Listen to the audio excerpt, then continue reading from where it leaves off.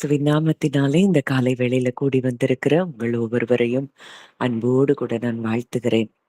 ஆபகுக் தீர்க்கதரிசி எழுதுகிறார், அத்திமரம் துளிர் விடாமல் போனாலும், திராட்சை செடிகளில் பழம் உண்டாகாமல் போனாலும், ஒலிவ மரத்தின் பலன் அற்று போனாலும், வயல்கள் தானியத்தை விளைவியாமல் போனாலும், கிடையில் ஆட்டு மந்தைகள் முதலற்று போனாலும், தொழுவத்தில் மாடு இல்லாமல் போனாலும், நான் கர்த்தருக்குள் மகிழ்ச்சியாயிருப்பேன்.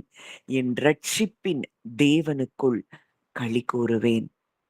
எது இருந்தாலும் இல்லனாலும் அங்க அவர் சொன்ன மாதிரியே நாம் இப்படி இருக்கிறோம். கர்த்தருக்குள் மகிழ்ச்சியாயிருக்கிறோமா?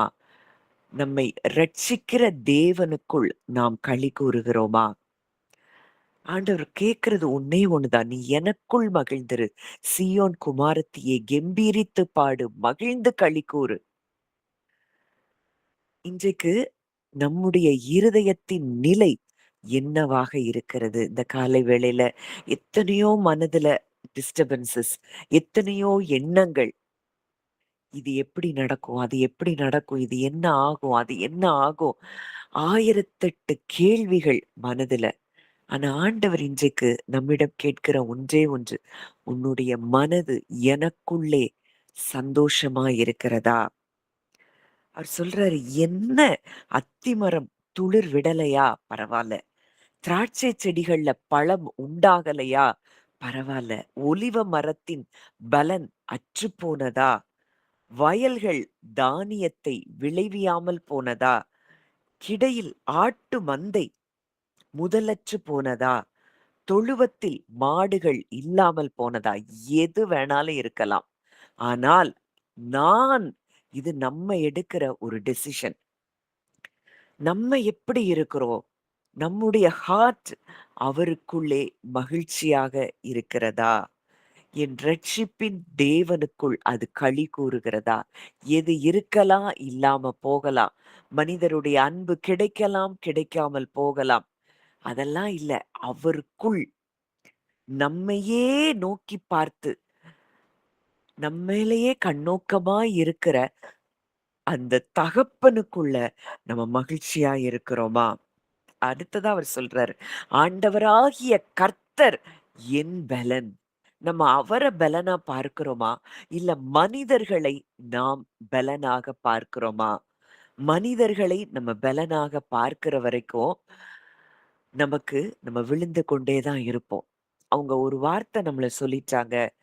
ஒரு பார்வை அவர்களுடைய ஒரு வித்தியாசமான பார்வை கூட நம்மை நமக்கு அது மிகவும் அது நம்மை சோர்ந்து போக பண்ணுகிறதா இருக்கும். ஆனா, இங்க ஆபகுக்கு எழுதுகிறார், ஆண்டவராகிய கர்த்தர் என் பெலன்.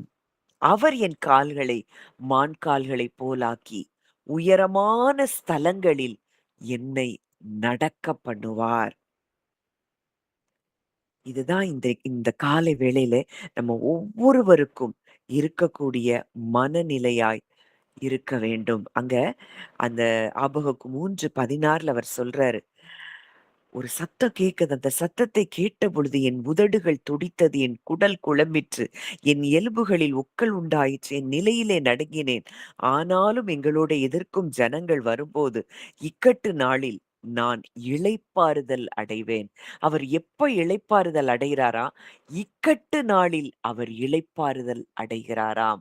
நம்ம இக்கட்டு நாள்ல நம்ம இருதயம் இளைப்பாறுதல் அடைகிறதா?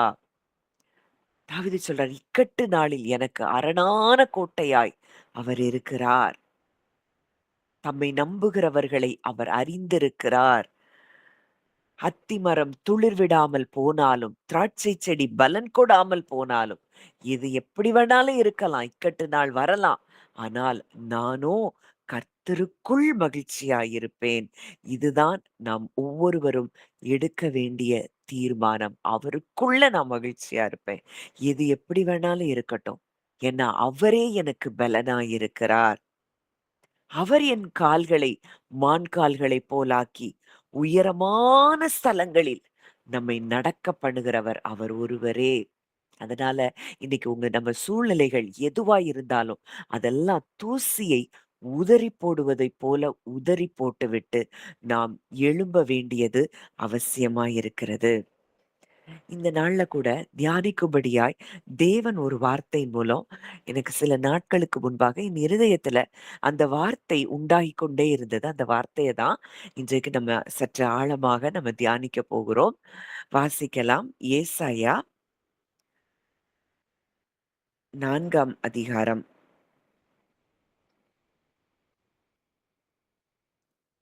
5ஆம் வசனம். ஏசாயா 4:5.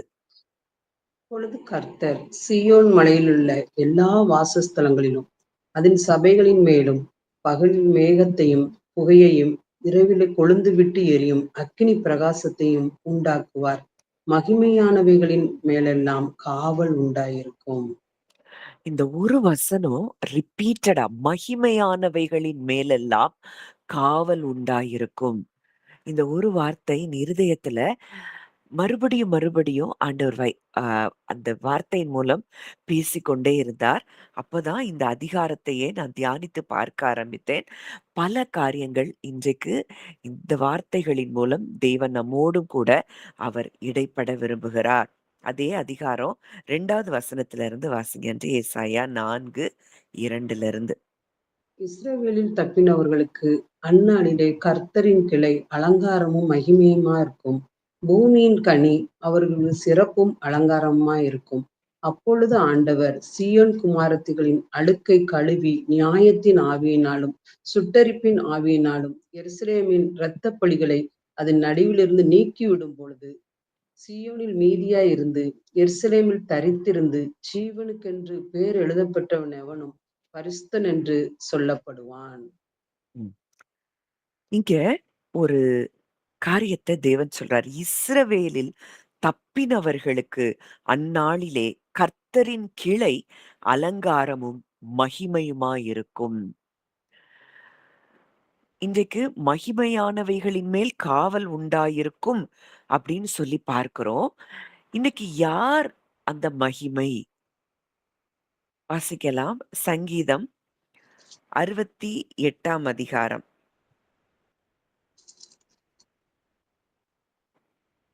சங்கீதம் 68 34 வாசிங்க. தேவனுடைய வல்லமையை பிரசித்தப்படுத்துங்கள். அவருடைய மகிமை இஸ்ரவேலின் மேலும் அவருடைய வல்லமை மேக மண்டலங்களிலும் உள்ளது. அவருடைய மகிமை இஸ்ரவேலின் மேல் உள்ளது அப்படின்னு சொல்லி இந்த வார்த்தை சொல்லுகிறது. இன்றைக்கு நாம் எல்லோரும் ஆவிக்குரிய இஸ்ரவேலர்களாய் தேவனுடைய பிள்ளைகளாய் நாம் இருக்கிறோம் என்றால், நம்மேல் அவருடைய மகிமை இருக்கிறது என்றால், மகிமையான நம்மேல் மகிமையானவைகளின் மேல் காவல் உண்டாயிருக்கும். காவல்னா என்ன? புரொடெக்ஷன். இன்றைக்கு நாம் நம்மேல அவருடைய மகிமை இருக்கிறதென்றால், ஏசாயா 60ல பார்க்கிறோம். எழும்பி பிரகாசி, உன் ஒளி வந்தது, கர்த்தருடைய மகிமை உன்மேல் உதித்தது. இதோ இருள் பூமியையும் காரிருள் ஜனங்களையும் மூடும். ஆனாலும் உன்மேல் கர்த்தர் உதிப்பார், அவருடைய மகிமை உன்மேல் காணப்படும். அப்போ அவருடைய மகிமை நம்ம மேல உதித்திருக்கிறதை நாம் அறிந்திருக்கிறோம் என்றால், மகிமையானவைகளின் மேலெல்லாம் காவல் உண்டாயிருக்கிறதாம். இததான் இன்னும் நம்ம சற்று ஆழமாக நம்ம தியானிக்க போகிறோம். இந்த 2வது வசனம் சொல்லுது, இஸ்ரவேலில் தப்பினவர்களுக்கு அந்நாளிலே கர்த்தரின் கிளை அலங்காரமும் மகிமையுமாயிருக்கும். இன்றைக்கு எது அலங்காரமாய் மகிமையாய் இருக்கிறதாம்? இஸ்ரவேலில் தப்பினவர்களுக்கு அப்படின்னு சொல்லி கொடுக்கப்பட்டிருக்கிறது. கர்த்தரின் கிளை. எது? யார் அந்த கர்த்தரின் கிளை? இததான் கொஞ்சம் தியானிக்க போகிறோம். வாசிக்கலாம். ஏசாயா 11:1. ஏசாயா 11:1. ஈசா என்னும் அடிமரத்திலிருந்து ஒரு துளிர் தோன்றி அதன் வேர்களிலிருந்து ஒரு கிளை எழும்பி செடிக்கும். ஈசா என்னும் அடிமரத்திலிருந்து ஒரு துளிர் தோன்றி அவன் வேர்களிலிருந்து ஒரு கிளை எழும்பி செழிக்கும். யார் அந்த கிளை? இயேசு கிறிஸ்துதான் அந்த கிளையாய் இருக்கிறார்.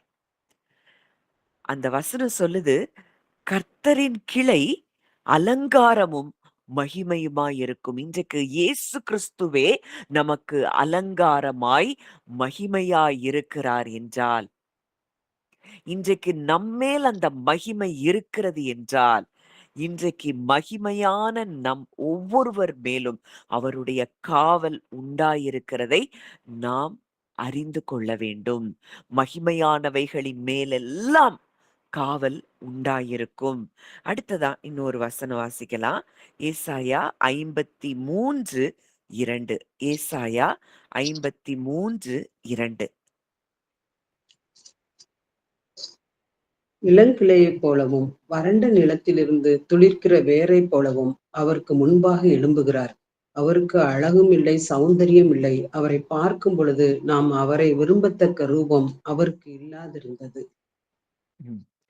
இளம் கிளையைப் போலவும், வறண்ட நிலத்திலிருந்து துளிர்க்கிற வேரைப் போலவும் அவனுக்கு முன்பாக எழும்புகிறார். இது இயேசு கிறிஸ்துவை பற்றி சொல்லப்பட்ட தீர்க்க தரிசன வார்த்தை. இளம் கிளையைப் போலவும், மறுபடியும் கிளை, பிரான்ச் அப்படின்னாலே அது யாரை குறிக்கிறது? கிறிஸ்துவை குறிக்கிறதா இருக்கிறது. இளம் கிளையைப் போலவும், வறண்ட நிலத்திலிருந்து துளிர்க்கிற வேரைப் போலவும் அவனுக்கு முன்பாக எழும்புகிறார். அவருக்கு அழகும் இல்லை, சௌந்தரியமும் இல்லை. அவரை பார்க்கும்போது நாம் அவரை விரும்பத்தக்க ரூபம் அவருக்கு இல்லாதிருந்தது. இது சிலுவையில் அறையப்பட்ட கிறிஸ்துவை பற்றி சொல்லப்பட்ட தீர்க்க தரிசனம். அப்போ கர்த்தருடைய கிளை அப்படின்னு சொன்னாலே அது யாரை குறிக்கிறது? கிறிஸ்துவை குறிக்கிறது. அந்த கிளை நமக்கு அலங்காரமாக, மகிமையாக இருக்கிறதாம். இன்னொரு வசனத்த கூட நம்ம வாசிக்கலாம். எரேமியா 23ஆம் அதிகாரம் 5ஆம் வசனம். எரேமியா 23:5. இதோ நாட்கள் வரும் என்று கர்த்தர் சொல்கிறார். அப்போது தாவீதுக்கு ஒரு நீதியுள்ள கிளையை எழும்ப பண்ணுவேன். அவர் ராஜாவாய் இருந்து ஞானமாய் ராஜரீகம் பண்ணி பூமியிலே நியாயத்தையும் நீதியையும் நடப்பிப்பார். இதோ நாட்கள் வரும் என்று கர்த்தர் சொல்லுகிறார். அப்பொழுது தாவீதுக்கு ஒரு நீதியுள்ள கிளையை எழும்ப பண்ணுவேன். அவர் ராஜாவாய் இருந்து ஞானமாய் ராஜரீகம் பண்ணி பூமியிலே நியாயத்தையும் நீதியையும் நடப்பிப்பார். மறுபடியும் கிறிஸ்துவை குறித்து சொல்லுகிற வார்த்தையாய் நாம் இதை பார்க்கிறோம்.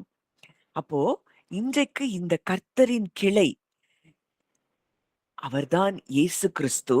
அவர் நமக்கு அலங்காரமாய், மகிமையாய் அவர் இருக்கிறாராம். அவர் ராஜாவாய் இருக்கிறார். அவர் ஞானமாய் ராஜரீகம் பண்ணுகிறவராய் இருக்கிறார். கர்த்தர் ராஜரீகம் பண்ணுகிறார். அவர் பூமியிலே நியாயத்தையும் நீதியையும் நடப்பிக்கிறவராய் அவர் இருக்கிறார். அப்போ கிளை, கர்த்தரின் கிளை அப்படின்னு சொல்லப்பட்டாலே அது கிறிஸ்துவை குறித்து சொல்லப்படுகிற அந்த தீர்க்க தரிசனமாய் இருக்கிறதை நாம் பார்க்கிறோம். இன்னும் ஒரே கடைசியா ஒரு வசனம் இந்த கிளையை குறித்து சகரியா 4:12.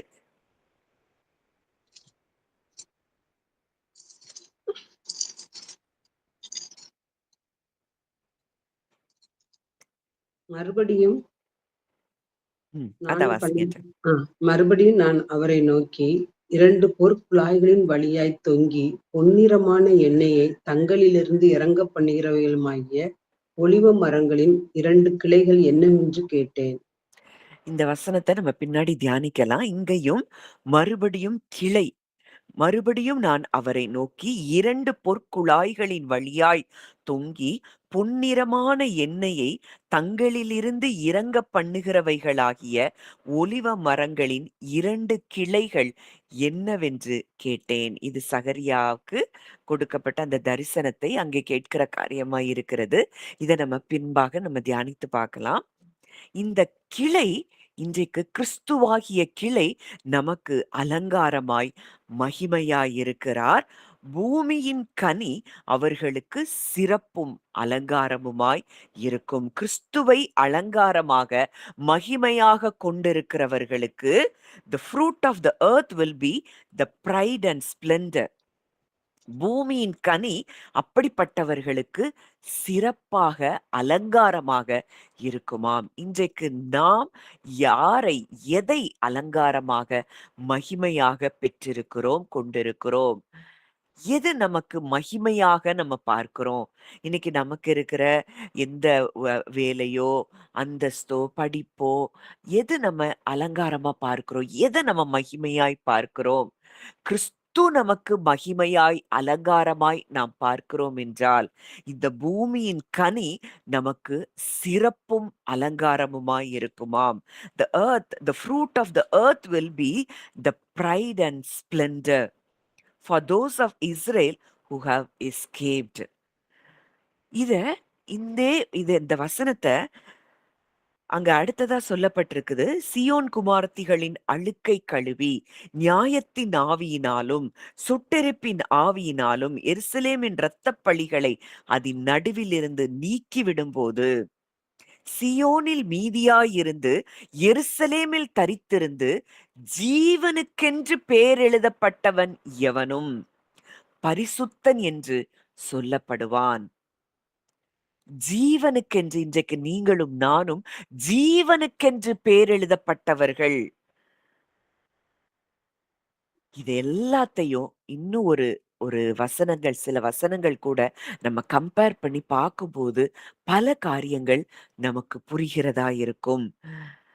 இப்போ வாசிக்கலாம். எபிரேயர் 12ஆம் அதிகாரம் 22 முதல் 24ஆம் வசனங்கள் வரை. எபிரேயர் 12, 22 முதல் 24.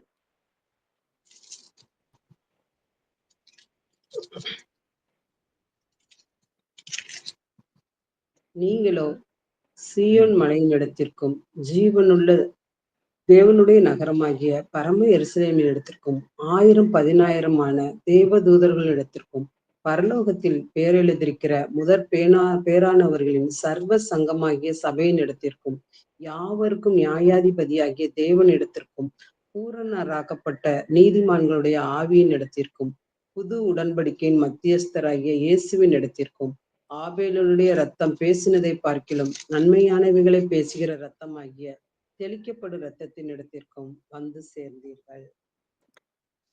இங்க அந்த ஏசாயா 4ல் நம்ம பார்த்தோம். கர்த்தருடைய கிளை மகிமையாக அங்கே தோன்றுகிறது.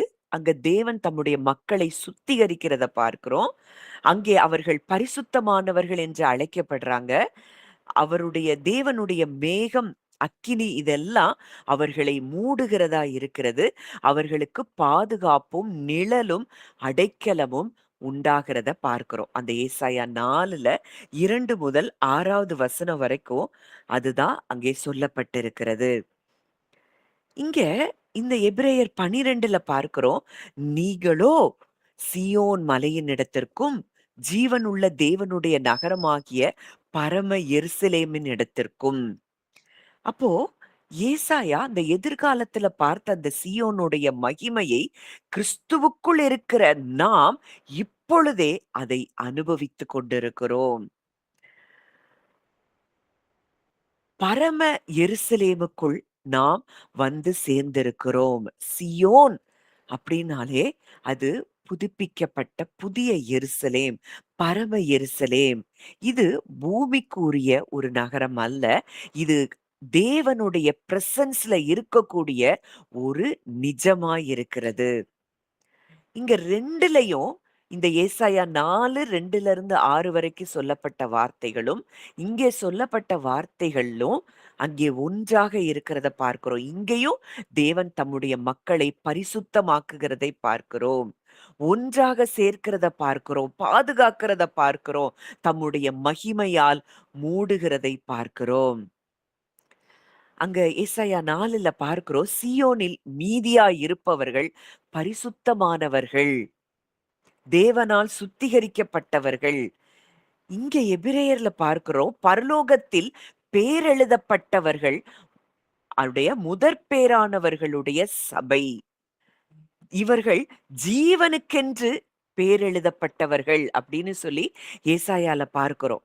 இப்போ நாம் ஜீவனுக்கென்று பேர் எழுதப்பட்டிருக்கிறோம். நாம் இயேசு கிறிஸ்துவுக்கு அந்த கிளையாகிய அவருக்கு நாம் சொந்தமானவர்களாய் பரலோகம் நம்மளை இன்றைக்கு ரெக்கார்ட் பண்ணி வச்சிருக்கு. இவர்கள் எல்லோரும் ஜீவனுக்கென்று பேரெழுதப்பட்டவர்கள். இன்றைக்கு அவரே நமக்கு மகிமையாய் அலங்காரமாய் இருக்கிறார். அவருடைய மகிமை இன்றைக்கு நம்மேல் இருக்கிறது என்றால் நாம் பாதுகாக்கப்பட்டிருப்பது நிச்சயம். பரலோகம் நம்மள மார்க் பண்ணி வச்சிருக்கு. மகிமையான நம்மேல் காவல் உண்டாக்கி வைத்திருக்கிறது. நாம் ஏற்கனவே கிறிஸ்துவுக்குள் நீதிமான்கள் ஆக்கப்பட்டிருக்கிறோம். பூரணர் ஆக்கப்பட்டிருக்கிறோம்.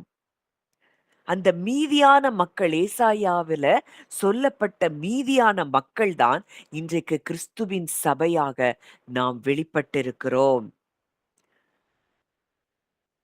அப்போ கர்த்தருடைய கிளை அப்படின்னாலே அவர் மகிமையோடு அழகோடு காணப்படுகிறவர். இன்றைக்கு அவரே நமக்கு அலங்காரமாய் மகிமையாய் இருக்கிறார். இவர்தான் புது உடன்படிக்கையின் மத்தியஸ்தர் என்று சொல்லி இந்த எபிரேயர்ல பார்க்கிறோம். புது உடன்படிக்கையின் மத்தியஸ்தர். நம்ம எங்க வந்து சேர்ந்திருக்கிறோமாம்? புது உடன்படிக்கையின் மத்தியஸ்தராகிய இயேசுவினிடத்திற்கு. இன்றைக்கு அவருடைய இரத்தத்தின் மூலம் நாம் தேவனோடு கூட நிரந்தரமாக சேர்க்கப்பட்டிருக்கிறோம். ஏசாயா அந்த கிளையை அவர் என்ன செய்றாரு? தீர்க்க தரிசனமாக முன்னறிவிக்கிறார். எபிரேயர்ல அந்த கிளையின் பெயர் சொல்லப்பட்டிருக்கிறது. அந்த கிளைதான் இயேசு கிறிஸ்து. இப்போ அங்க நியாயத்தின் ஆவியினால, அக்கினியினால அவர் சுத்திகரிக்கிறதை சொல்லப்பட்டிருக்கிறது. அங்கே பாவம் அகற்றப்பட்டிருக்கிறதை அங்க ஏசாயாவுல பார்க்கிறோம். இங்க எபிரேயர்ல பார்க்கிறோம், இயேசு கிறிஸ்துவின் தெளிக்கப்பட்ட இரத்தம் நம்மை முற்றிலுமாக சுத்திகரித்திருக்கிறது. இன்றைக்கு கிளையாகிய இயேசு கிறிஸ்துவினுடைய இரத்தத்தின் மூலம் நாம் முற்றிலும் சுத்திகரிக்கப்பட்டிருக்கிறோம் என்பதை நாம் நிஜமாக அறிந்து கொள்ள வேண்டும். அங்க சுத்திகரிப்பு எப்படி நடக்குதுன்னு சொல்லி அந்த ஆக்ஷன் அவர் பேசுறாரு. அங்க நியாயத்தின் ஆவியினாலும், அக்கினியினாலும் அவர் சுத்திகரிக்கிறத அங்க பேசுறாரு. ஆனா, அது எப்படி நிறைவேறினது என்பதை நம்ம சிலுவையில தான் பார்க்கிறோம். கிறிஸ்து சிலுவைக்கு போன பொழுது, அவருடைய இரத்தம் நமக்காக சிந்தப்பட்ட பொழுது, நம்முடைய மனசாட்சி அங்கே சுத்திகரிக்கப்படுகிறது. இன்றைக்கு அவர் நம்மள பிள்ளையா பார்த்தா கூட, நம்முடைய மனசாட்சி நம்மை குற்றப்படுத்திக் கொண்டே இருந்தது. இன்றைக்கு கிறிஸ்துவின் இரத்தத்தின் மூலம் நம்முடைய மனசாட்சி கூட அங்கே சுத்திகரிக்கப்பட்டிருக்கிறதை நாம் பார்க்கிறோம். வாசிக்கலாம். அதே எபிரேயர்ல 9வது அதிகாரம்.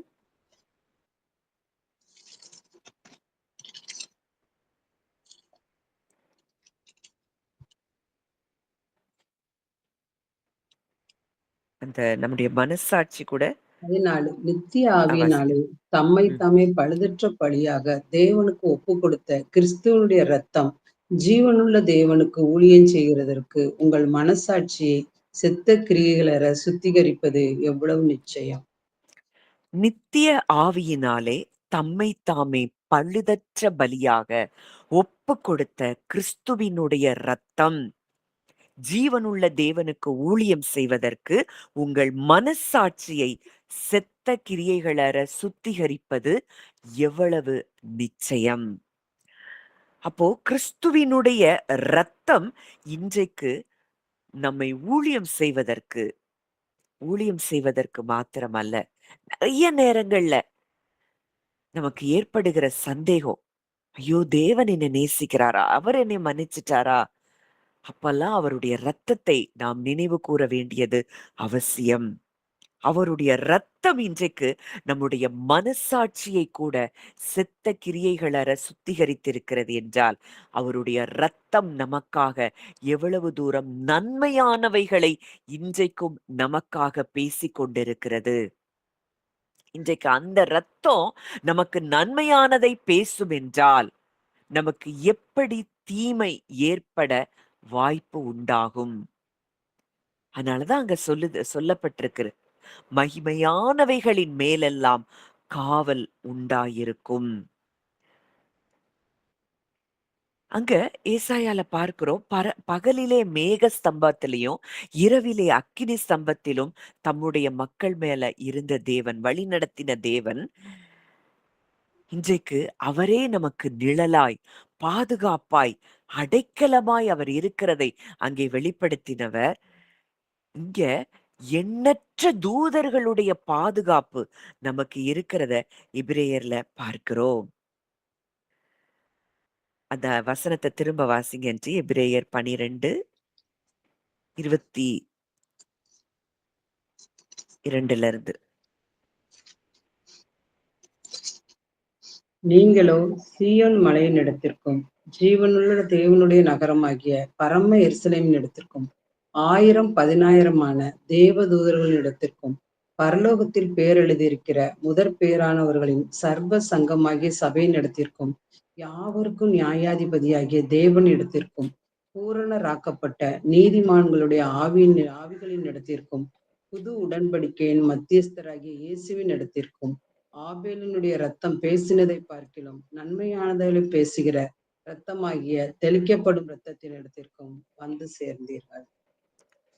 அழகா சொல்லுது. அங்க பகலிலே மேகஸ்தம்பம், இரவிலே அக்கினி ஸ்தம்பத்துல பாதுகாத்த அதே தேவன், அவங்களுக்கு நிழலாய், பாதுகாப்பாய், அடைக்கலமாய் இருந்தவர், இன்றைக்கு எபிரேயர்ல பார்க்கிறோம். எண்ணற்ற தூதர்கள், கணக்கற்ற தூதர்கள் இன்றைக்கு நமக்கு பாதுகாப்பாய் இருக்கிறார்கள். நம்ம அந்த பரலோகத்தின் அந்த பிரசன்ஸ்குள்ள நம்ம ஏற்கனவே வந்து சேர்ந்து விட்டோம். அந்த ஆராதனையில வந்திருக்கிறோம். அவருடைய பிரசன்ஸ்குள்ள நம்ம இருக்கிறோம். இன்றைக்கு டே அண்ட் நைட் நம்ம எங்க இருக்கிறோம்னா, இந்த இடத்துக்குள்ள தான் இருக்கிறோம். அந்த காட்ஸ் பிரசன்ஸ்குள்ள தான் நம்ம இருக்கிறோம். இத உணர்றோமாங்கிறது தான் அவசியமான ஒரு காரியமா இருக்கிறது. இத இன்னைக்கு வரைக்கும் உணரலன்னா, மனுஷன போல சிந்தித்து, மனுஷர போல பயந்து, இது இப்படி ஆயிருமோ? அது அப்படி ஆயிருமோ? என்ன நடக்குமோ? ஏது நடக்குமோ? இந்த பயம் தான் நம்மை ஆட்டி படைத்துக் கொண்டிருக்கும். இல்ல, நான் எங்க வந்து சேர்ந்திருக்கிறேன்? சியோன் மலையினிடத்திற்கு, ஜீவனுள்ள தேவனுடைய நகரமாகிய பரம எருசலேமினிடத்திற்கு, 1000 10,000மான தேவதூதர்களினிடத்திற்கு, பரலோகத்தில் பேர் எழுதியிருக்கிற முதற் பேரானவர்களின் சர்வ சங்கமாகிய சபையினிடத்திற்கு, அங்கே நம்முடைய பெயர் ஜீவனுக்கென்று பேர் எழுதப்பட்ட நம்முடைய பெயர் அங்கே இருக்கிறது. யாவருக்கும் நியாயாதிபதியாகிய தேவனிடத்திற்கும் பூரணராக்கப்பட்ட நீதிமான்களின் ஆவிகளின் இடத்திற்கும் and to the spirits of righteous men made perfect. அப்ப பூரணர் ஆக்கப்படாத நீதிமான்களும் இருக்கிறாங்க. ஆனா நம்ம எங்க வந்து சேர்ந்திருக்கிறோமா? பூரணராக்கப்பட்ட நீதிமான்களுடைய ஆவிகளின் இடத்திற்கும். இன்றைக்கு நம்மள சுற்றி அத்தனை பரிசுத்தவான்கள் இருக்கிறாங்க. அத்தனை தூதர்கள் இருக்கிறாங்க. இதையெல்லாம் பார்க்கும்படிக்கு நம்முடைய கண்கள் இன்னும் திறக்கப்படல. அதனாலதான் பயம். புது உடன்படிக்கையின் மத்தியஸ்தராகிய இயேசுவின் இடத்திற்கும் எங்க வந்து சேர்ந்திருக்கிறோம்? அவரிடத்திற்கு, கிளையாகிய அவரிடத்திற்கு வந்து சேர்ந்திருக்கிறோம். அவரே நமக்கு அலங்காரமாய், மகிமையாய் இருக்கிறார். ஆபேலினுடைய ரத்தம் பேசினதை பார்க்கிலும் நன்மையானவைகளை பேசுகிற ரத்தமாகிய தெளிக்கப்படும் ரத்தத்தின் இடத்திற்கும், இன்றைக்கும் இந்த பிரசன்ஸ்குள்ள 24 hours அவருடைய பிளட் நம்ம மேல ஸ்பிரிங்கிள் பண்ணப்படுற இடத்திற்கு நம்ம வந்து சேர்ந்திருக்கிறோம். அது நன்மையே நமக்காக பேசிக்கொண்டிருக்கிறது. and to the blood of sprinkling that speaks of better things than that of Abel. அப்போ நமக்கு இந்த இடத்துக்குள்ள நம்ம வந்து சேர்ந்திருக்கிறோம். அங்க ஏசாயா 4ல சொல்லப்பட்ட இந்த காரியம் எபிரேயர்ல நம்ம பார்க்கிறோம். அது ஏற்கனவே நமக்கு நிறைவேறி இருக்கிற ஒரு காரியமா இருக்கிறது. எப்பவுமே நம்ம அவருடைய பிரசன்ஸ்க்குள்ள தான் இருக்கிறோம். நீங்களும் நானும் தேவனுடைய பிரசன்ஸ்க்குள்ள தான் இருக்கிறோங்கிறத நம்ம உணர முடிகிறதா? இன்னைக்கு உலகத்துல வாழ்றோம். ஆனா, நம்ம ஆவிக்குரிய நிலையில நம்ம ஏற்கனவே பரம சியோனுக்குள் நாம் வந்து சேர்ந்திருக்கிறோம். நாம் தேவனுடைய குடும்பத்துக்குள்ள இருக்கிறோம். பரலோக அந்த பரம எருசலேமினுடைய சிட்டிசன்ஸா நம்ம இருக்கிறோம்.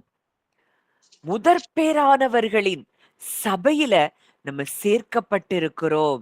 கிறிஸ்துவின் இரத்தத்தினால் சுத்திகரிக்கப்பட்டவர்களாய் நாம் இருக்கிறோம்.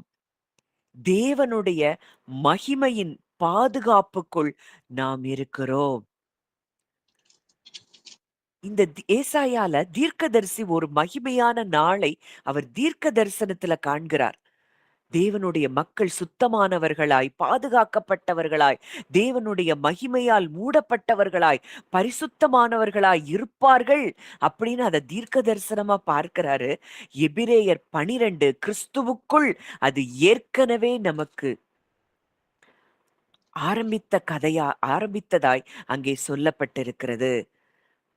நம்ம கிறிஸ்துவுக்குள்ள இருந்தோம் அப்படின்னா இந்த பூமியில் வாழ்கிற ஒரு மனிதர்களாய் மாத்திரம் அல்ல, நம்ம ஏற்கனவே we are the citizens of அந்த ஜியோன், அந்த பரலோகத்தின் சிட்டிசன்ஸா நம்ம இருக்கிறோம்.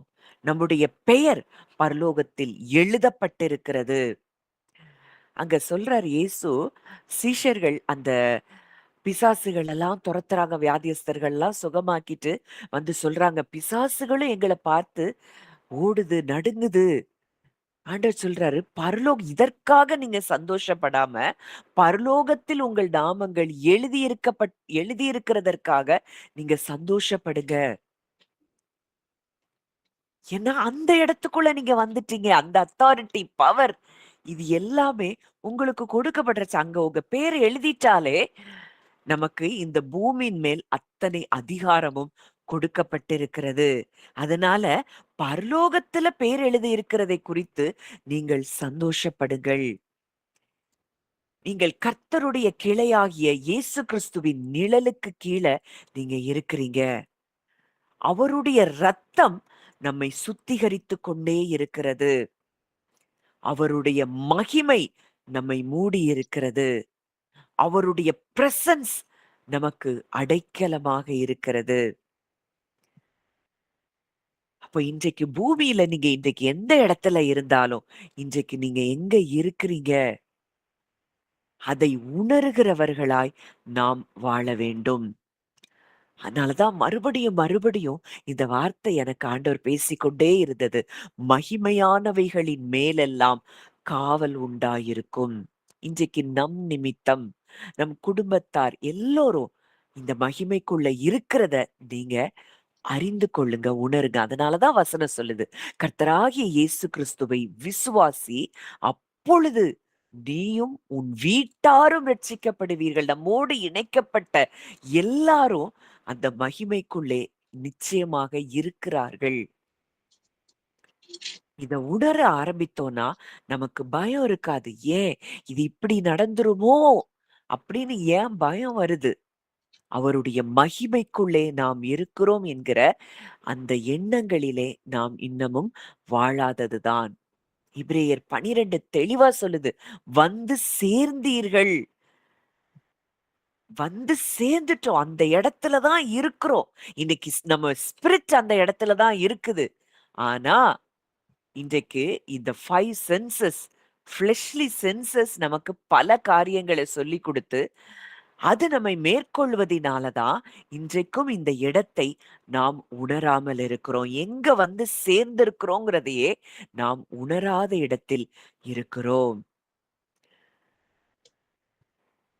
இப்போ இன்னும் ஒரு வசனத்த நம்ம வாசிக்கலாம். யோவான் 17ஆம் அதிகாரம் 22ஆம் வசனம். யோவான் 17:22.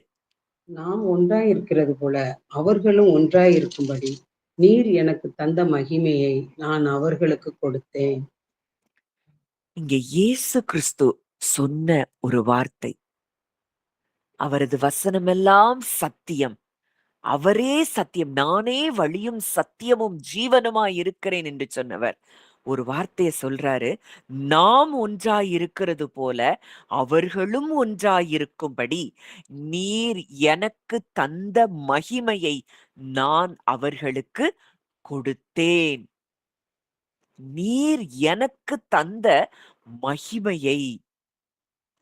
ஏசாயாவுல அந்த மகிமை சீயோன் மேல இருந்தத பார்க்கிறோம். எபிரேயர்ல அந்த மகிமைக்குள்ள நம்ம வந்து சேர்ந்தத பார்த்தோம். யோவானில அந்த மகிமை நமக்கு கொடுக்கப்பட்டதை நாம் பார்க்கிறோம். அப்போ தேவனுடைய மகிமை ஒரு மேகம் போல, ஒரு நிழல் போல, நமக்கு ஒரு பாதுகாப்பான கூடாரம் போல சீயோனில விரிந்திருந்தது. மகிமையான மேல் நம்ம அந்த தேவனுடைய மகிமை நமக்கு பாதுகாவலாய் இருந்தது. அது நமக்கு சமாதானத்தை கொடுக்கிறதாய் இருந்தது. நாம தேவனுடைய பிரசன்ஸ என்ஜாய் பண்ற இடத்துல வந்ததை அது குறித்தது. இங்க அவர் சொல்றாரு, எனக்கு தந்த மகிமை. அவருக்கு என்ன மகிமை இருந்ததோ, அதே மகிமையை எதற்காக அந்த மகிமை கொடுக்கப்பட்டதாம்? அவரோடு கூட ஒன்றாயிருக்கும்படி, திரித்துவ தேவனோடு கூட நாம் இன்றைக்கு ஒன்றாக்கப்பட்டிருக்கிறோம். இன்னைக்கு நமக்கு எத குறித்ததான கவலை நமக்கு தேவை? இன்னைக்கு உலகத்தை படைத்த தேவனோடு கூட நம்ம ஒன்றாய் இருக்கும்படிக்கு அவருடைய மகிமையே அவர் நமக்கு கொடுத்திருக்கிறாராம். நம்ம வெளியில இருந்து மாத்திரம் இந்த மகிமை நம்மை மூடவில்லை. இந்த மகிமை நமக்குள்ளேயும் இருக்கிறது. அதனாலதான் இந்த பொக்கிஷத்தை இந்த மண்பாண்டங்களில் பெற்றிருக்கிறோம்னு அங்க பவுல் எழுதுகிறார். அப்போ கர்த்தருடைய கிளை அது அலங்காரமாய் மகிமையாய் இருக்கிறது. இந்த கிளை இந்த கிளைதான் இயேசு கிறிஸ்து, மேசியாவாகிய இயேசு கிறிஸ்து. அவரே அவருடைய மகிமையே இன்றைக்கு நமக்கு கொடுக்கப்பட்டிருக்கிறது. அவர் புது உடன்படிக்கையின் மத்தியஸ்தர் என்று அழைக்கப்பட்டவர். இன்றைக்கு அதே கிறிஸ்து சொல்றாரு, பிதா எனக்கு கொடுத்த மகிமையை, எனக்கு கொடுத்த மகிமையை, வழியும் சத்தியமும் ஜீவனுமாய் இருக்கிறவர் சொன்ன வார்த்தை, எனக்கு கொடுத்த அதே glory and the glory which you gave me I have given them. எனக்கு கொடுத்த அதே குளோரிய நான் இவர்களுக்கு கொடுத்தேன். அதனால அந்த கிளையின் மகிமை, கிறிஸ்துவின் மகிமை இன்றைக்கு நம் ஒவ்வொருவருடைய வாழ்க்கையிலும் வெளிப்படுகிறதா இருக்கிறது. அப்ப மகிமை அப்படின்னா என்ன? அது தேவனுடைய சுபாவம், அவருடைய ஜீவன், அவருடைய பிரசன்ஸ், அவருடைய ஹோலினஸ், அவருடைய லவ். இது எல்லாம் நமக்கு ஏற்கனவே கிறிஸ்துவில் கொடுக்கப்பட்டிருக்கிறது. அவருடைய வாழ்க்கைய, அவருடைய தெய்வத்துவமான அந்த வாழ்க்கைய, அன்ப, அவருடைய நேச்சர நமக்குள் அவர் பகிர்ந்து கொடுத்தார். இதுதான் எனக்கு தந்த மகிமையை நான் அவர்களுக்கு கொடுத்தேன். அப்ப ஃபர்ஸ்ட் அவர் தன்னுடைய மக்களை அங்கே சுத்திகரிக்கிறதை ஏசாயா 4ல பார்க்கிறோம். அங்க இயேசு கிறிஸ்துவின் ரத்தம் நம்மை சுத்திகரித்தது. அதுக்கு பிறகு தம்முடைய மகிமையை நமக்கு அவர் கொடுக்கிறார். ஃபர்ஸ்ட் அங்க கிராஸ், அதுக்கு பிறகு அங்க குளோரி. அப்போ இன்றைக்கும் நம்ம பார்க்கிறோம் ரோமர்ல, இக்காலத்து பாடுகள் பின் வருகிற மகிமைக்கு ஒப்பிடத்தக்கவைகள் அல்ல. இக்காலத்து பாடுகள், இது என்ன பாடு? நம்முடைய ஃபிளஷ்ல இருந்து நமக்கு அநேக காரியங்கள நம்ம மேற்கொண்டு, மேற்கொண்டு, மேற்கொண்டு வர்றோம். ஆனா பின்னாட்களிலே இது தேவனுடைய மகிமையாக நம்மிலிருந்து வெளிப்படுகிற ஒரு காரியம். இன்னைக்கோ, ஐயோ! இது என்னால முடியல. அப்படின்னு சொல்லி ஒவ்வொரு முறை சரண்டர் பண்ணி, சரண்டர் பண்ணி ஒவ்வொரு காரியங்களையும் நம்ம மேற்கொண்டு வர்றோம். அதான் இக்காலத்து பாடுகள்.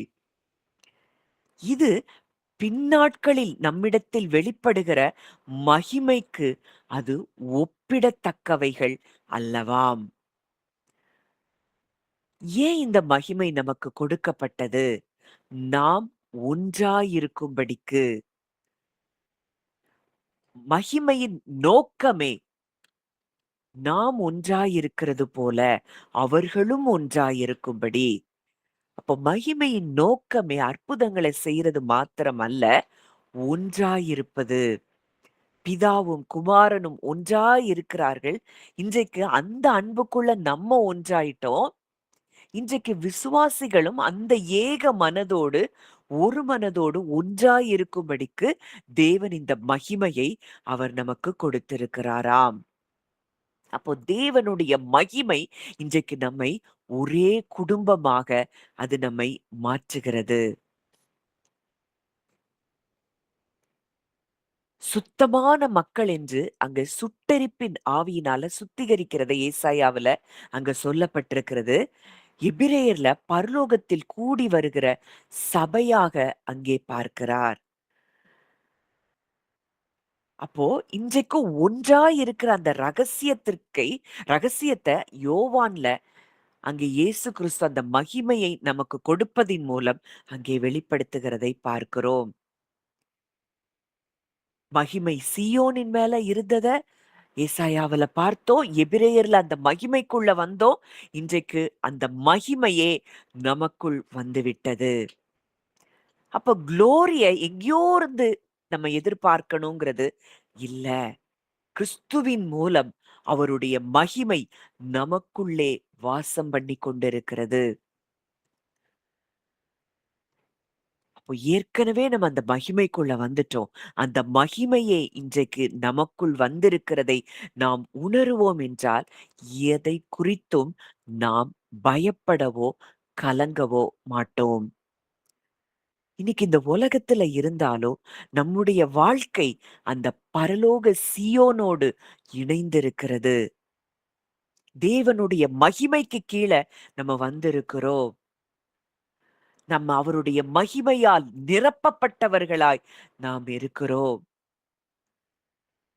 கர்த்தருடைய கிளையாகிய இயேசு கிறிஸ்து நம்மை அவருடைய இரத்தத்தினால் சுத்திகரித்து நம்ம பரலோக சீயோனுக்குள்ள வந்திருக்கிறோம். அத சொல்லணும். நான் பரலோக சீயோனுக்குள்ள நான் வந்திருக்கிறேன். பிதா குமாரனுக்கு கொடுத்த மகிமையை குமாரன் எனக்கு கொடுத்திருக்கிறார்.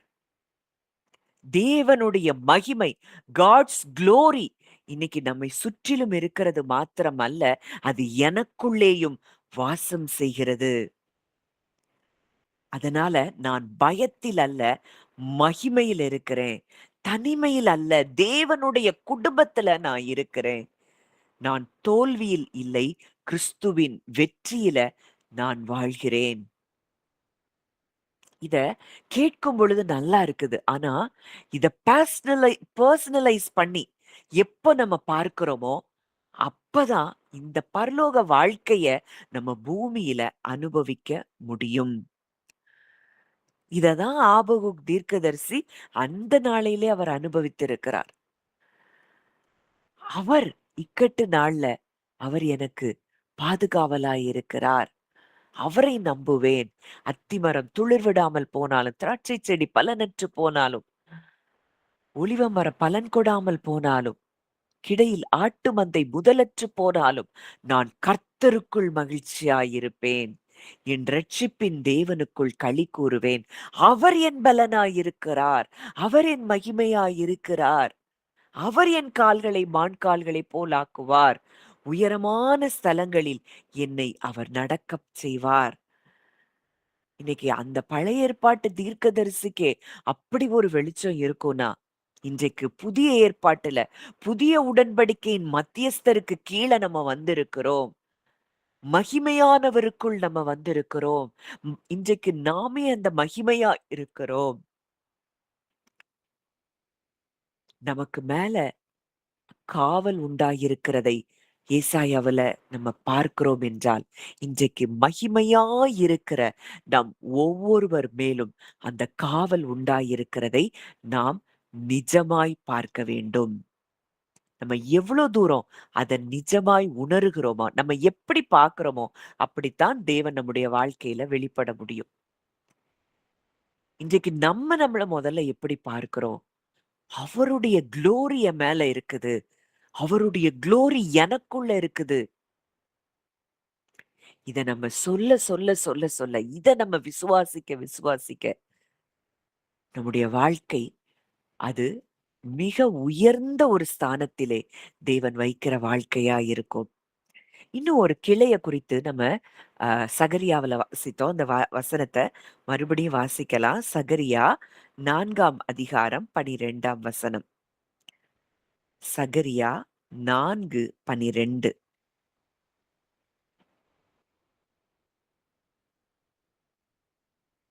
ஆன்ட்டி வாசிக்கிறீங்களா? மறுபடியும் நான் அவரை நோக்கி, 2 பொற்குழாய்களின் வழியாய்த் தொங்கி, பொன்னிறமான எண்ணெயைத் தங்களிலிருந்து இறங்கப் பண்ணுகிறவைகளாகிய ஒலிவ மரங்களின் 2 கிளைகள் என்னவென்று கேட்டேன். ஆ. 2 பொற்குழாய்களின் வழியாய் தொங்கி, பொன்னிறமான எண்ணெயை தங்களிலிருந்து இறங்கப் பண்ணுகிறவைகளாகிய ஒலிவ மரங்களின் 2 கிளைகள் என்னவென்று கேட்டேன். இங்க இந்த தரிசனத்துல அங்க சகரியா பார்த்தது 2 ஒலிவ மரக் கிளைகள். 2 பொன்னான குழாய்கள். Golden gold pipes. அடுத்தது தொடர்ந்து பாய்கிற பொன்னான எண்ணெய், கோல்டன் ஆயில். அப்போ இது எதை குறிக்கிறது? அப்படின்னு சொல்லி நம்ம சற்று தியானிக்க போறோம். தேவன் தம்முடைய பரிசுத்த ஆவியை தம்முடைய அபிஷேகம் பெற்ற ஊழியக்காரர்கள் மூலம் தொடர்ந்து பாயச் செய்கிறார். அதனால நம்முடைய ஒளி இந்த உலகத்தில் அணையாமல் இருக்கச் செய்கிறார். அதே அதிகாரம் 6வது வசனம் வாசிங்க ஆன்ட்டி. அதே அதிகாரம் அப்பொழுது 6. அப்பொழுது அவர், செருபாபேலுக்குச் சொல்லப்படுகிற கர்த்தருடைய வார்த்தை என்னவென்றால், பலத்தினாலும் அல்ல, பராக்கிரமத்தினாலும் அல்ல, என்னுடைய ஆவியினாலே ஆகும் என்று சேனைகளின் கர்த்தர் சொல்லுகிறார். பலத்தினாலும் அல்ல, பராக்கிரமத்தினாலும் அல்ல. கர்த்தருடைய ஆவியினாலே ஆகும். நம்ம நெறைய நேரங்கள்ல நம்முடைய பலத்துல போராடி இருக்கிறோம். நம்முடைய பராக்கிரமத்தை வைத்து நம்ம போராடி இருக்கிறோம். ஆனா வசனம் சொல்லுது, அவருடைய ஆவியினாலே ஆகும். இங்க சகரியா ஒரு பொன்னான விளக்கு தண்டு. அதுதான் மெனோரா அப்படின்னு சொல்றாங்க. அதுக்கு மேல ஒரு பாத்திரம் இருக்கு. அதுல 7 விளக்குகள் அங்கே எரிந்து கொண்டிருக்கிறது. அந்த அதிகாரத்த நீங்க வாசித்தீங்கன்னா உங்களுக்கு புரியும். அதனுடைய 2 புறமும் 2 ஒலிவ மரங்கள் நின்று கொண்டிருக்கிறது. அந்த மரங்களிலிருந்து அந்த கிளைகள் வழியாக, அந்த பிரான்ச்சஸ் வழியா அந்த 2 கோல்டு பைப்ஸ் இருக்கு. அந்த கோல்டு பைப்ஸ்ல இருந்து கோல்டன் ஆயில் தொடர்ந்து வந்து கொண்டே இருக்கிறது. அப்ப விளக்கு தண்டு அப்படிங்கிறது தேவனுடைய மக்கள். இந்த உலகத்துல தேவனுடைய வெளிச்சத்தை, ஒளியை வெளிப்படுத்துகிற மக்கள். அதுதான் அவருடைய சபை. எண்ணெய் அப்படிங்கிறது பரிசுத்த ஆவியானவர். தூய்மையான, விலைமதிப்பான் இல்லாத, எப்பொழுதும் குறையாத தேவனுடைய ஜீவன். அதுதான் அங்கே எண்ணெயாக சொல்லப்பட்டிருக்கிறது. ஒலிவ மரக் கிளைகள். இது யார் என்றால், தேவனால் அபிஷேகம் செய்யப்பட்டவர்கள், தேவனுக்கு பக்கத்துல இருப்பவர்கள். இந்த பரிசுத்த ஆவியானவருடைய ஓட்டம் அதுதான் அந்த கோல்டன் ஆயில்.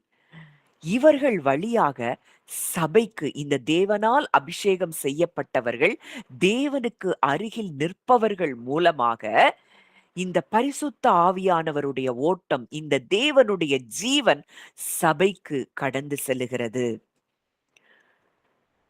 அந்த பொன்னான குழாய்கள், அவர்கள்தான் தேவனுடைய கிருபையையும் வல்லமையையும் மக்களிடத்துல சேர்க்கிற அந்த பரிசுத்தமான பாதையாக இருக்கிறார்கள்.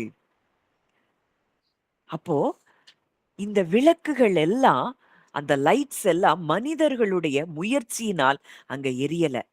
எண்ணெய் தொடர்ந்து இன்னைக்கும் அவர் முறி நெரிந்த நாணலை முறியாமல் மங்கி எரிகிற திரியை அணையாமல் எப்படி பாதுகாக்க முடியுதுன்னா, இந்த எண்ணெய தேவனுடைய மக்கள் மூலமாய் அங்கே ஊற்றப்பட்டு கொண்டே இருக்கிறது.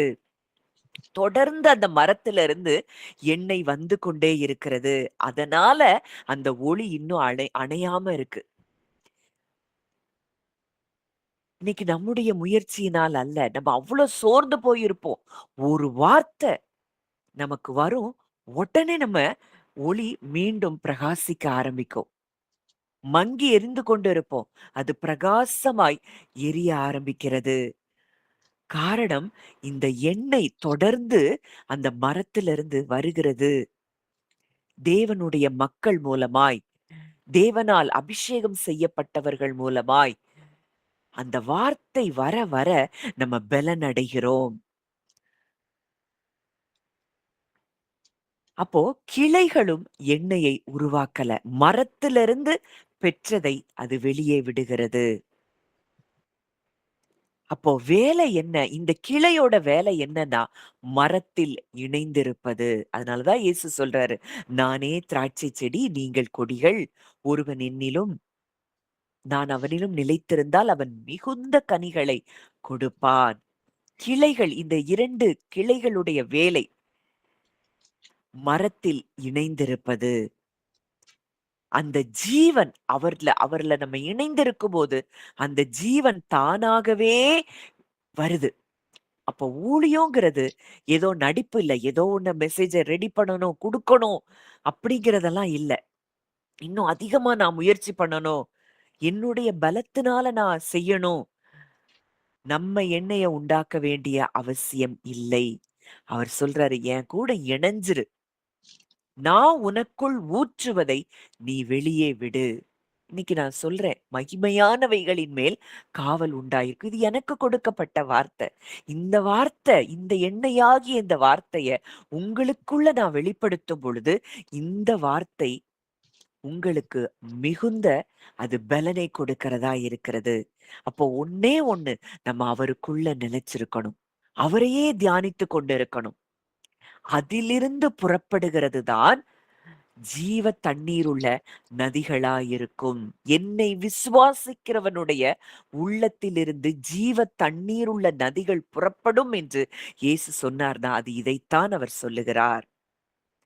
எனக்குள்ள, நமக்குள்ள ஊற்றத நம்ம வெளியே விடும் பொழுது, அது மற்றவர்களுக்கு ஜீவனாக பரவி பாய்கிறது.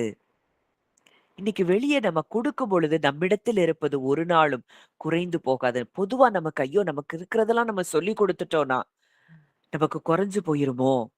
இல்ல.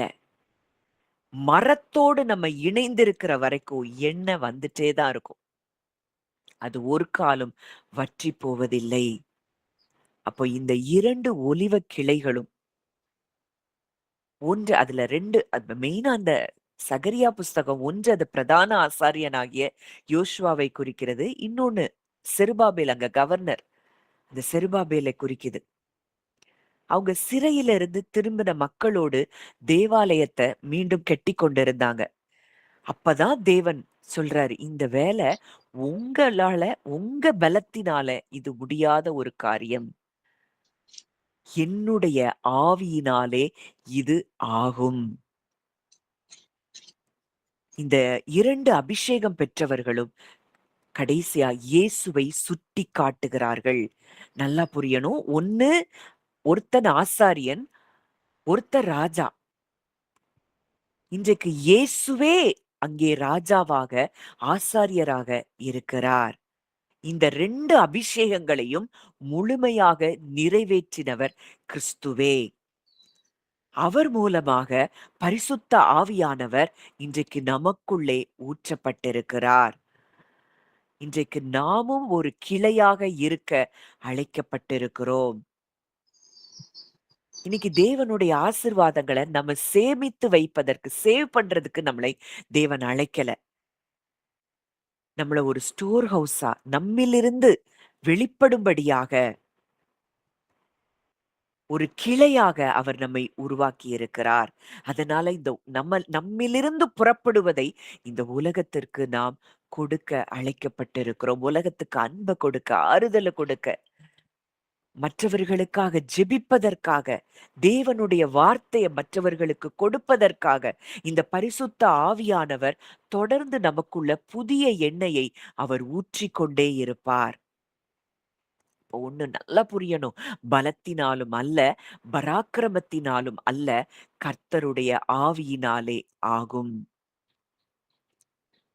அவரோடு கூட இணைந்திருப்பதன் மூலம் நம்மிலிருந்து அந்த எண்ணெய் தொடர்ந்து வெளிப்பட்டுக் கொண்டே இருக்கும். இன்னைக்கு நம்முடைய திறமையோ, நம்முடைய படிப்போ, அழகோ, அந்தஸ்தோ, அறிவோ இது எதுவும் அல்ல. உண்மையான வல்லமை பரிசுத்த ஆவியானவரிலிருந்து நம் மூலமாய் அது வெளிப்படுகிறது. பூமியெல்லாம் ஆண்டவருக்கு முன்பாக நிற்கிற அந்த சகரியா 4:14 வாசிங்க ஆன்ட்டி. சகரியா 4:14. அப்பொழுது அவர், இவைகள் இரண்டும் சர்வலோகத்துக்கும் ஆண்டவராய் இருக்கிற சமூகத்தில் இருக்கிற அபிஷேகம் பெற்றவர்கள் என்றார். பூமியெல்லாம் சர்வலோகத்துக்கும் ஆண்டவராய் இருக்கிறவரின் சமூகத்தில் நிற்கிற அபிஷேகம் பெற்றவர்கள். அப்போ இன்னைக்கு தேவனுடைய வார்த்தையை பகிர்ந்து கொள்ளுகிறவர்கள், அவருடைய முதல் வேலை ஊழியம் கிடையாது. அவருடைய பிரசன்ஸ்ல நிக்கிறது தான் அவங்களுடைய வேலை. நம்ம அப்போ இன்னைக்கு நம்ம ஊழியம் செய்யணும். சிலருக்கு அதுவே நான் ஊழியம் செய்யணும், ஊழியம் செய்யணும், அத சொல்லணும், இத சொல்லணும், அங்க போய் சொல்லணும், இங்க போய் சொல்லணும். இது பிரதானமா இருக்கு. ஆனா, சர்வலோகத்துக்கும் ஆண்டவராய் இருக்கிறவரின் சமூகத்தில் நிற்கிற அபிஷேகம் பெற்றவர்கள் மாத்திரம்தான் அங்கிருந்து வருகிற வார்த்தையை கொடுக்க முடியும். தேவனோடு கூட அதிக நேரம் நம்ம செலவிட நம்முடைய வார்த்தைகள்ல, நம்முடைய பார்வையில, நம்முடைய ஜெபத்துல, நம்முடைய ஒவ்வொரு ஆக்ஷன்லயும் அங்க அவருடைய நறுமணம் நம்மிலிருந்து வீச ஆரம்பிக்கும். சிலர பார்த்தாலே, சிலர்ட்ட பேசினாலே நம்முடைய மனதில அமைதி ஏற்படும். அது அவர்களுடைய திறமையில் அல்ல, அவங்க தேவனுடைய பிரசன்ஸ்ல எவ்வளோ நேரம் இருந்துட்டே இருக்கிறாங்க. அப்படிப்பட்டவர்களுடைய வார்த்தை தான் நமக்கு சமாதானத்தையும், சந்தோஷத்தையும், ஆறுதலையும், மன அமைதியையும் கொண்டு வரும். அப்போ சர்வலோகத்துக்கும் ஆண்டவராய் இருக்கிற சமூகத்தில் நிற்கிற அபிஷேகம் பெற்றவர்களுடைய வார்த்தைகளை நாம் கேட்கும் பொழுது நம்முடைய இருதயத்துல சமாதானமும் சந்தோஷமும் பெருகும். இல்லனா ஏதோ ஒரு சத்தத்தை கேட்டுட்டு போற மாதிரி தான் இருக்கும். நமக்குள்ளே எந்த மாற்றத்தையும் நாம் பார்க்க முடியாது.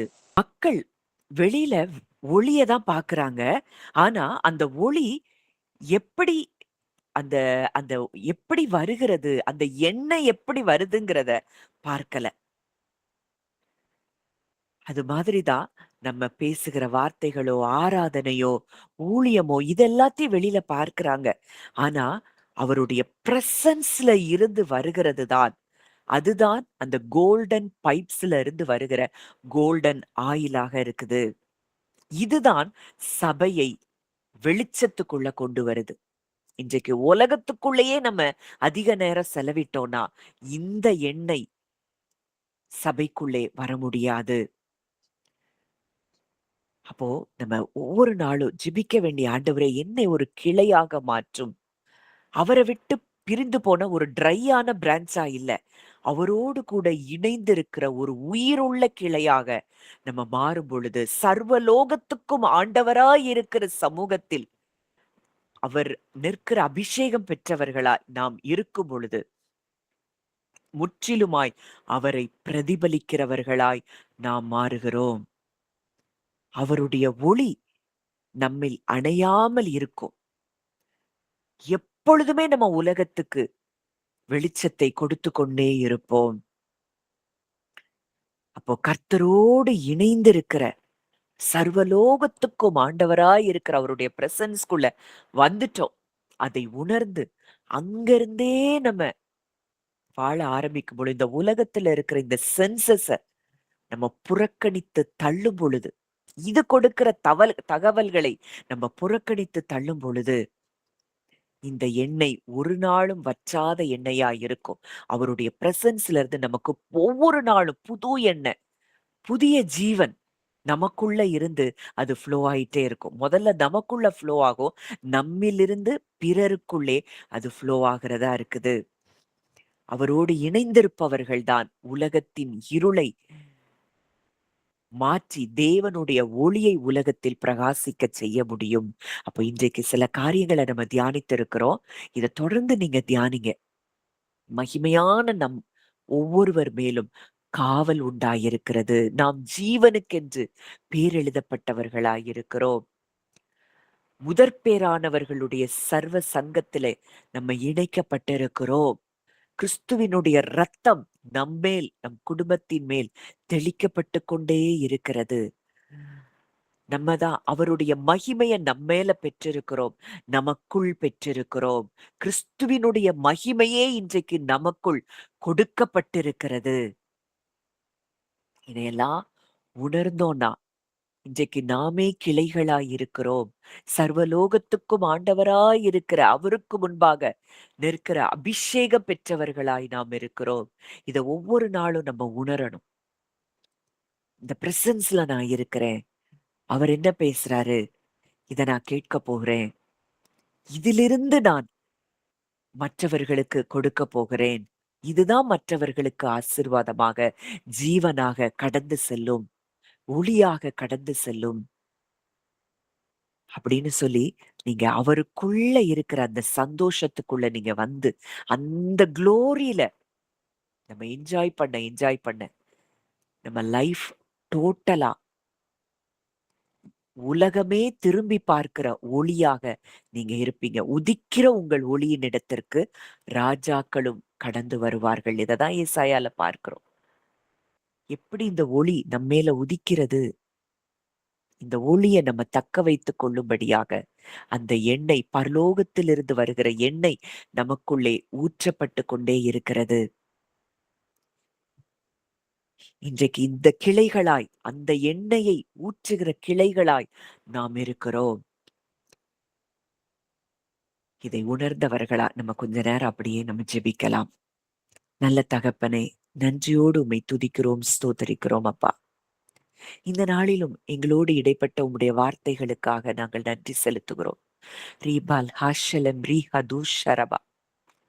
மகிமையானவைகளின் மேல் காவல் உண்டா இருக்கும் என்று சொல்லி நீங்க சொன்னீங்கன்னா, இன்றைக்கு எங்க மேல, எங்க குடும்பத்துல இருக்கிற ஒவ்வொருவர் மேலையும் பரலோக காவல் உண்டாயிருக்கிறதை நாங்கள் பார்க்கிறோம், பேசுகிறோம் அப்பா.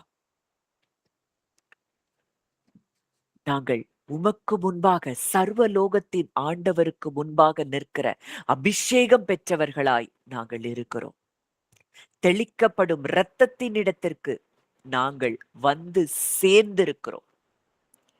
இரவும் பகலும் அப்பா, மரமாகிய உம்மில் நிலைத்திருக்கிற கிளைகளாய் நாங்கள் இருக்க எங்களுக்கு நீங்க உதவி செய்ங்க. உலகம் கொடுக்கிற எந்த அடையாளத்தையும் நாங்கள் எடுத்துக்கொள்ளாமல் கிறிஸ்துவுக்குள் எங்களுக்கு என்ன அடையாளம் கொடுக்கப்பட்டிருக்கிறது? இன்றைக்கு சர்வலோகத்துக்கும் ஆண்டவர் என்று சொல்லப்பட்ட இடத்துல இன்றைக்கு சர்வலோகத்துக்கும் ஆண்டவராய் இருக்கிறவர் எங்களுக்கு தகப்பனாய் இருக்கிறார். அந்த அடையாளத்துல நாங்க உறுதியாய் நிற்க எங்களுக்கு நீங்க உதவி செய்யுங்கப்பா. விதைக்கப்பட்ட இந்த வார்த்தைகள் ஒவ்வொருவருக்குள்ளும் அது பலன் செய்யட்டும். 100 மடங்கு பலன் கொடுக்கட்டும் அப்பா. நாங்க உமக்கு முன்பாக நிற்கிற அபிஷேகம் பெற்றவர்கள். இன்றைக்கு அந்த கோல்டன் பைப்ஸ், அந்த பிரான்சஸா நாங்க இருக்கிறோம். எங்களுக்குள்ள இருந்த அந்த ஆயில் அது ஊற்றப்பட்டு கொண்டே இருக்கிறத நாங்க பார்க்கிறோம்ப்பா. தகப்பன், பெரிய காரியங்களை எங்க வாழ்க்கையின் மூலம் நீர் செய்கிறீர். பலத்தினாலும் அல்ல, பராக்கிரமத்தினாலும் அல்ல, கர்த்தருடைய ஆவியினாலே ஆகும். இன்றைக்கு பெரிய பர்வதம் நமக்கு முன்பாக ஒன்றுமே இல்லை. சகரியால பார்க்கிறோம், பெரிய பர்வதமே நீ எம்மாத்திரம், செருபாபேலுக்கு முன்பாக சமபூமியாவாய். தலைக்கல்லை அவன் கொண்டு வருவான், அதற்கு கிருபை உண்டாவதாக, கிருபை உண்டாவதாக என்று ஆர்ப்பரித்தார்கள். இன்றைக்கு அந்த கிருபையையே நமக்குள் பெற்றிருக்கிறோம். இன்றைக்கு நமக்கு முன்பாக எல்லாம் சமபூமியாக மாறித்தான் ஆக வேண்டும். எதுவும் நம்மை மேற்கொள்ள முடியாது.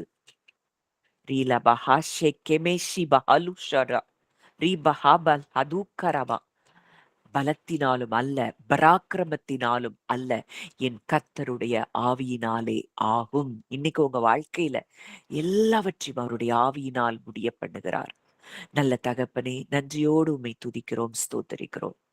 விதைக்கப்பட்ட இந்த வார்த்தைகள் எங்க ஒவ்வொருவருக்குள்ளும் பலன் தருகிறதற்காய் நன்றி செலுத்துகிறோம். இயேசு கிறிஸ்துவின் மூலம் கேட்கிறோம் எங்கள் ஜீவனுள்ள நல்ல பிதாவே. ஆமேன், ஆமேன்.